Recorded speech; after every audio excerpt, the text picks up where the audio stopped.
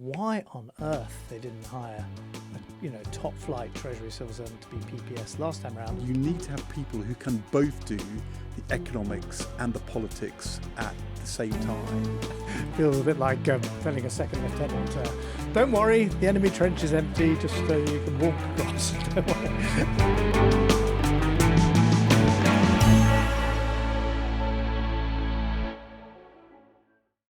So as part of our summer episodes, we did brilliant interviews. You mentioned Wes Streeting earlier, also Kwasi Kwarteng, Sarah Vine, Emily Thornberry. Thank you to all of them. And we also had some thematic discussions which we had, one of which was about whether Keir Starmer would be having his first big government reshuffle and the lessons that you could learn from past big first reshuffles, which we talked about in our one of our episodes. It turns out that despite the speculation, Keir Starmer was not planning a big government-wide reshuffle, but he did put in place at the beginning of this week a reshuffle of number 10, which had some ministerial consequences, a shakeup in his media operation, in particular bringing into a political senior communications role Tim Allen, the former deputy communications director in the Tony Blair government, deputy to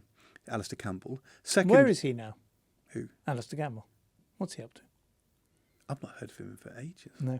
Anyway, No idea. Tim Allen is in number 10. Secondly, a change in the civil service leadership in Downing Street, the appointment of a new principal private secretary, Dan Yorke-Smith, previously the budget director at the Treasury, also the appointment of a new economic advisor to the Prime Minister, Minouche Shafiq, former Deputy Governor of the Bank of England, former President of Columbia University. And then thirdly, as you mentioned at the beginning, which did have kind of cabinet repercussions, the moving of Darren Jones, the Chief Secretary to the Treasury, Rachel Reeves' number 2, over to become the new Chief Secretary to the Prime Minister, a new post. I don't think we've had that title before. And as a consequence, a new Chief Secretary to the Treasury, James Murray, promoted within the Treasury, knock on junior ministerial consequences. So 3 changes there,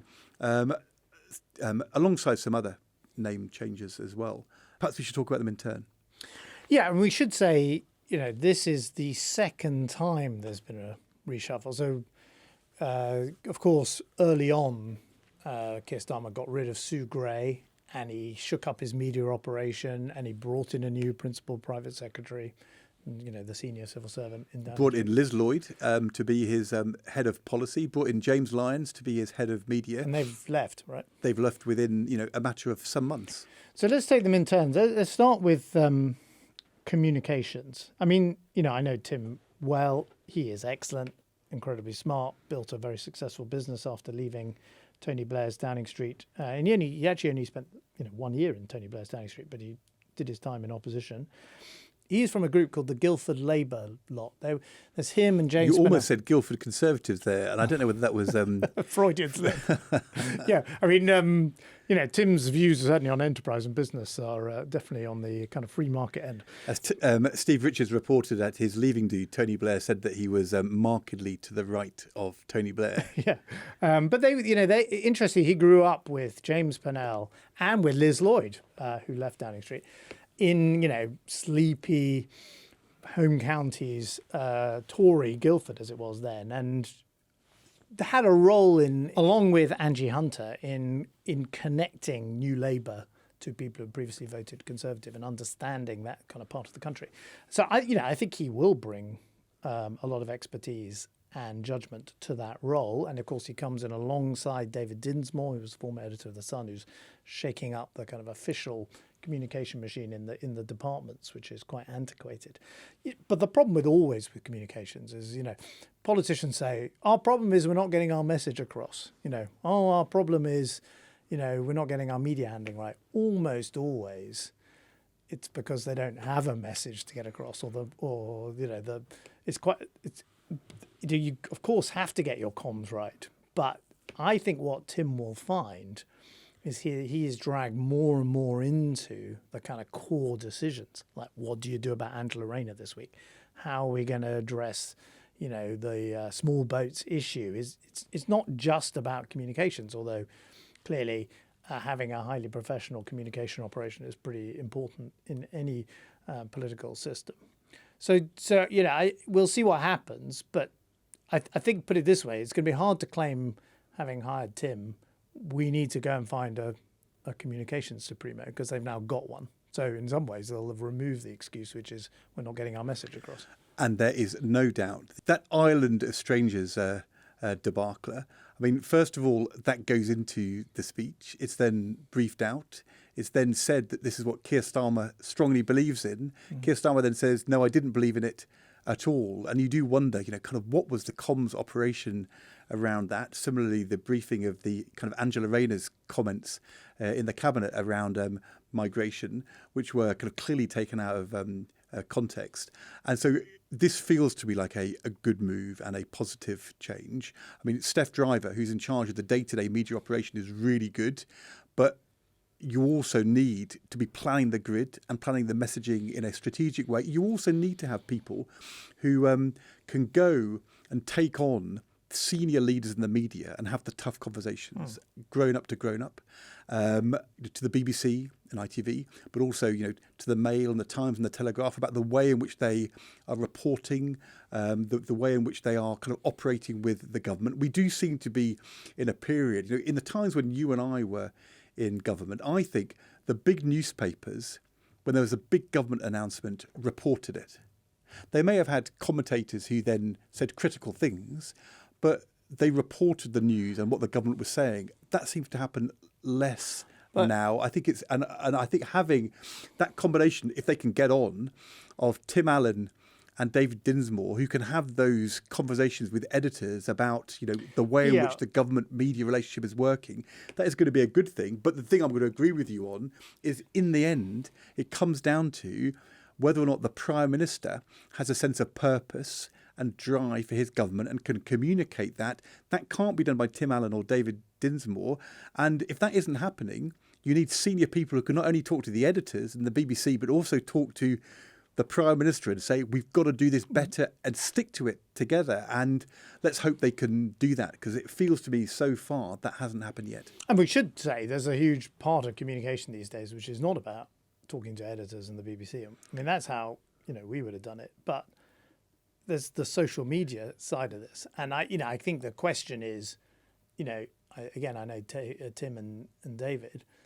Okay, I'm not sure I would say they are the world's leading experts on social media communication. So they certainly need to have that part. They need to hire in that part of the operation too, because even Robert Jenrick, with his I think he's got like a 21, 22-year-old kind of guy who works for him, and he's making more effective media videos than the Labour government, and he's just like a one-man band, two-man band shadow cabinet member. I mean, I'll tell you, JD Vance had watched his video on the London Underground. See, it took about 10 minutes. I told you this was how it would go. The reveals begin. The thing is, though, in the case so I mean, and all I'm saying is that the communication these days is more than just trying to get the Daily Mail to report. I don't disagree on that, although Robert Jenrick has a good way of doing videos.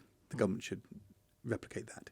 Is the Jenrick message the right message? But that's a different point. Yeah, but that is what Tim Allen and David Dinsmore and Steph Driver need to sort out with Morgan McSweeney and Keir Starmer. What is the message? Right. What is the purpose? How are you going to communicate that? And then you can then operationalise that. It seems to me that it's a cop-out or an excuse to say we haven't quite sorted out our methodology because there's a bigger problem. No, totally agree. And of course, the other thing is we should say about roles in Downing Street. You can say I'm looking for a comms director, but obviously Alistair Campbell was much more than that for Tony Blair, and Andy Coulson was much more than that for David Cameron. So in some ways you've got the people will shape the roles more than the roles are just filled by people, and that's also true of the official civil servants. And we should turn, shouldn't we, to the economic team that he's hired in. So Dan Yorke-Smith, who used to work with me when I was Chancellor, he was my head of comms, civil service head of comms at the Treasury. I know him extremely well, super bright, best of the British civil service. Begs the question, why on earth they didn't hire top flight Treasury civil servant to be PPS last time around. And we've now had a string of prime ministers, because this was also what Boris Johnson and Theresa May refused to do, who have not had top flight Treasury civil servants in Downing Street and have paid a price. And so anyway, that is corrected. Minouche Shafiq, who is also well known to both of us, I appointed her to be Deputy Governor of the Bank of England. But more important than that, she is a fan of your band, isn't she? She is. She's a Centrist Dad fan. Although I think I may have told this story before, but I just will again. We're playing our band concert at the Water Rats. Which is a pub near King's Cross, right? Robert Peston and I, ready to go on stage, notice Minouche Shafiq in the bar, go over and say, Minouche, what are you doing here? She's a bit surprised to see me. She says, what are you doing here? And I said, what are you doing here? She said, I've come to see Centrist Dad. I'm told they're really good. I said, you do realise I'm the drummer and Robert Peston is the singer. She looked quite shocked. She'd been told by some friend she'd heard this band and they were really good. She had no idea it was us. I think she was expecting a rather higher quality of music. But No. I think, although I think it's possible she was the only member of the audience who wasn't knowingly a friend of the band, although turned out to be a friend of the band. I think she came to see your pogoing. But the reality... So what about that economic team? Well, we have been saying from the outset that they have to have stronger economic clout in Downing Street, and that is in the interests both of Keir Starmer and also of Rachel Reeves, the Chancellor. And did you used to say, I wish that Tony Blair operation had some, proper heavyweight economic advice to hold us to account in the Treasury with? Jeremy Hayward, the Dan Yorke Smith of his day, absolutely played that role, and he was vital. And so, yes, if they hadn't had Jeremy, I would have said you need to get a Jeremy, former Treasury civil servant who'd moved over into number 10. So, absolutely. I mean, I'm not sure whether we necessarily thought Tony Blair needed his Alan Walters figure, but I mean, Derek Scott was very nice, and we often had a cup of tea, and I kept him up to date with our thinking, and he kept me up to date with his. But we were strong. anyone who just listens to that, you can't keep a straight face then. Right. So we should just explain by that. Alan Walters was Margaret Thatcher's economic advisor who essentially forced the resignation of Nigel Lawson. George, we don't have to explain everything. No. Derek Scott was the very nice man who claimed to be number 10's answer to Ed Balls. Yeah. The point I was going to make was there was I thought, odd Telegraph front page this week saying this was all a terrible blow to Rachel Reeves, these people being moved into Downing Street, an affront to her. And there was an important corrective column in the Times by Patrick Maguire saying, actually, this is what Rachel Reeves had been urging on Keir Starmer for some months. And I think that is right. To the extent that Rachel Reeves is under pressure, it's because of Treasury decisions which haven't gone well in the last year on the winter fuel allowance or on welfare reform. I think their lack of a growth message, the challenges on the public finances, but she and the government will be strengthened by having these figures in Downing Street rather than weakened. Dan Yorke Smith used to be the budget director in the Treasury, and in the best traditions of the British Civil Service, he helped do the mini budget, and he helped do Rishi Sunak's budgets, and he helped do Jeremy Hunt's budget. So he knows that back to front. But I think Minouche's challenge. She's a very credible, incredibly well connected and experienced international economist, and she can help on the kind of macro theory of where the British state should be. She can probably help on sort of theories of redistribution, where she's written a very interesting book about that. And again, I don't think this government has, in the same way that the Blair Brown administration did, a kind of theory of what we're trying to do on child poverty and redistribution of income. Question for her, which I would say, she needs to be interesting to hear from her. Can she really engage into kind of hand-to-hand combat of linking all of this to a kind of political economy, to a plan that works politically in your budget, for example? Well, I think that goes to, I was thinking about this over the course of the last couple of days, thinking about the podcast today and thinking of what our podcast is about and how we've talked about things, experience we've had in our time in the Treasury and in government. And, there is no doubt that Dan Yorke Smith brings into Downing Street, a knowledge of the budget process and the Treasury process.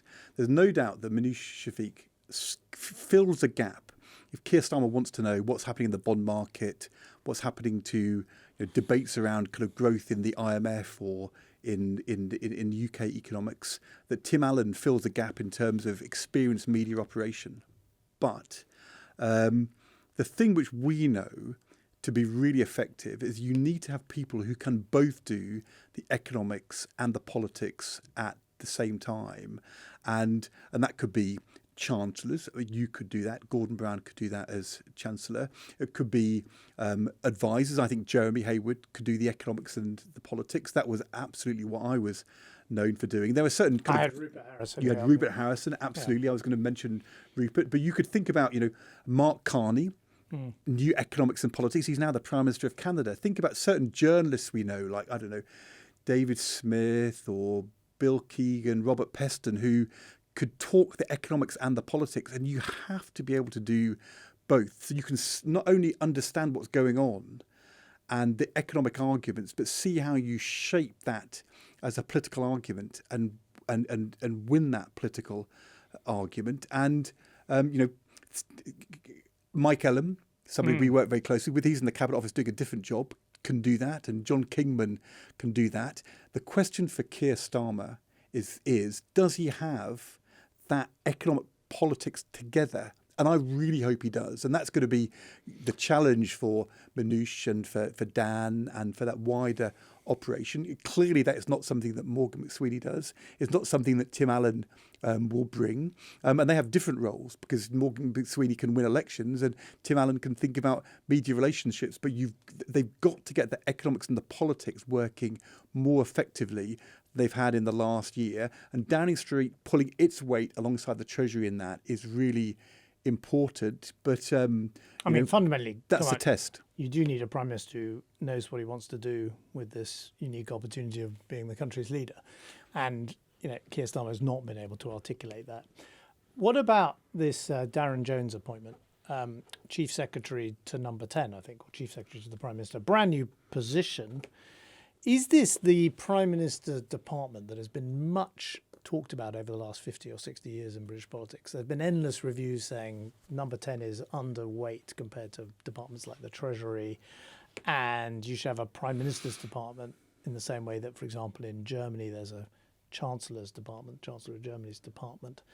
Is that what he represents, or is he just another version of, a sort of cabinet office minister who delivers for the Prime Minister's? In our government, I thought one of the real unsung heroes of the coalition was Oliver Letwin, who absolutely had the confidence of David Cameron to go and fix problems, speak to the Home Office and get the Home Office to agree with the Foreign Office about this and speak to the Treasury and try and get the Education Department to speak to the Health Department and so on. He worked tirelessly at it. I think Oliver Dowden in the Sunak government, although he was called Deputy Prime Minister, a lot of what he was doing was actually making, the operation function behind the scenes and getting the departments to talk to each other and sort of resolve disputes between departments. Is this, because it's got a much sort of fancier, well, it's not a fancier title in some ways than Deputy Prime Minister, but it's a brand new title, so it has a sort of aura to it. Is it a new thing, or is it just a reincarnation of that kind of person? Well, see, I don't think we know the answer to that yet. And I think the real question is, does Keir Starmer and Darren Jones know exactly what they want this job and this role to be? As you said, it can be like Oliver Dowden or Oliver Letwin, Charlie Faulkner for Tony Blair, Ed Miliband a bit for Gordon Brown in 2007, where you're off sort of fixing things, but you're not the core deliverer. Let's be honest, in the Cameron government, you were that person as Chancellor. The fact Gordon Brown was chairing a daily meeting for Tony Blair, he was really that person for Tony Blair on a lot of the domestic agenda. Even if they disagreed on some aspects, they were also working very closely together. Darren Jones, clearly very competent, been Chief Secretary for the year. What is his job? Is he, on the one hand, the person who is going to be, with Keir Starmer, working really closely with Rachel Reeves, driving the core important parts of the government agenda? If he is, he needs to know economics, he needs to do politics, he needs to be totally trusted by Keir Starmer with him all the time. He'll be a lightning conductor. Is he going to do that? Or, by the way, the moment the system and other members of the cabinet think he's not speaking for Starmer, he's finished. Right? And So I hope, his authority flows directly from them, and that's entirely the responsibility of Keir Starmer to make sure that that is the case. That people think when Darren Jones speaks, I'm hearing the Prime Minister. absolutely right. But there's been quite a lot of stuff in the papers this week that it's a different job, which is Rachel Reeves was able to get on and do the big strategic things in the Treasury because she had a deputy Darren Jones who was sorting out everything else. And the Darren Jones is not going to be with Keir Starmer shaping the big issues. He's going to be doing all the other stuff that Keir Starmer doesn't want to spend his time on. So he free up Keir to do the big things. Of course, all those other things are maybe not the biggest priority for Keir Starmer this week, but they make a massive difference to every other cabinet minister. If they go wrong, they cause huge problems for the government. It's even more important that Darren Jones knows what the Prime Minister really wants and knows the economics and the politics of all of those issues. I mean, it is more likely to go wrong, or as likely to go wrong, if he's sorting out all this other stuff which Keir Starmer doesn't want to be involved in, because he needs to know instinctively and deep in his bones what Keir Starmer will want, and if it goes wrong, every other cabinet member will know that and will be immediately having a go at him. So I think this is quite hard. I always kind of think about my Gordon Brown 3 rules of management, which are, I've said this to you before. One is, the Gordon Brown 3 rules of management are, never appoint somebody to a different job than the one you want them actually to do. Never appoint somebody to a job which is different from the one they think they're coming in to do. And never appoint somebody to a job you've already given to somebody else. Right. Does Keir Starmer know what he really wants Darren Jones to do? Is it? Why is it different from Pat McFadden's job? Well, that is a good question. And Pat McFadden sits 2 seats to Keir Starmer on one side, and Darren Jones is 2 seats to Keir Starmer on the other side within the cabinet, although neither of them are facing the Prime Minister where the big beasts are. But does Keir Starmer know what he wants Darren Jones really to do? Is that the same as the job Darren Jones thinks he's coming in to do?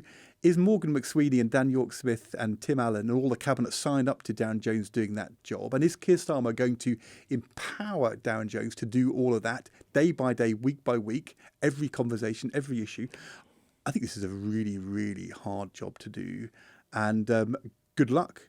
But it all comes, as you said, back to Keir Starmer. You've got to have something to deliver. Does Keir Starmer, does he know what he wants, and is he going to empower Darren? I'm not sure whether Darren Jones wouldn't have been a more effective person doing this job for Keir Starmer if he had stayed in the Treasury as Chief Secretary to the Treasury, and that Darren Jones, Rachel Reeves and Keir Starmer didn't have a daily meeting working out what they wanted. The slight problem is you move Darren Jones out of the Treasury and its massive ecosystem and influence into Downing Street, where he doesn't have a daily meeting with the Prime Minister, and he ends up floating, kind of exposed, without the means. And without a big official machine behind him. Every time I ever looked at this when we were in government, is it in the Prime Minister or the Chancellor's interests to move the Chief Secretary out of the Treasury into Downing Street? We always concluded that that was actually both weakening for the Treasury and weakening for the Prime Minister.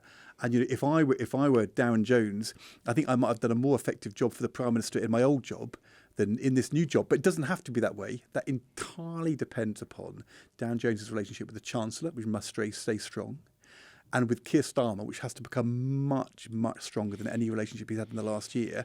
And don't think that doing the second order issues lets him off the hook. That is even more exposed and even harder. So this is a challenge, but, good luck. Right.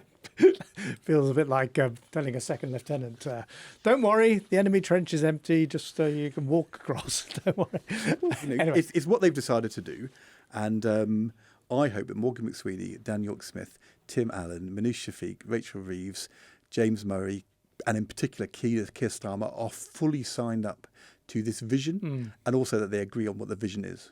And by the way, they can also then get a vision for the government and a message. And then we'll all be fine. By the way, can I just say Dan is the civil servant in all of this. So he's not necessarily in the same category as the rest. Well, that is kind of true, although Jeremy Hayward or Charles Pole, great civil servants in these roles, played that is a very good point.